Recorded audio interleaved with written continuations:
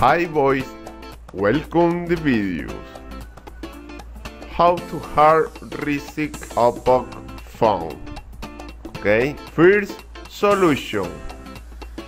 Turn off phone. Okay, after press volume down and power button together 10 seconds. Now select English option. After select with take 2 times. Okay. Now select OK option and reboot option. Second solution. Let's go menu. Select settings option.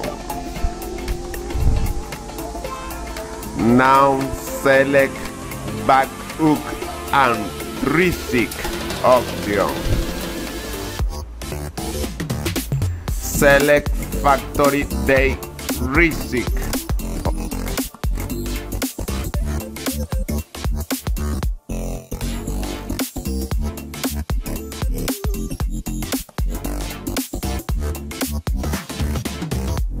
Thanks for watching the video.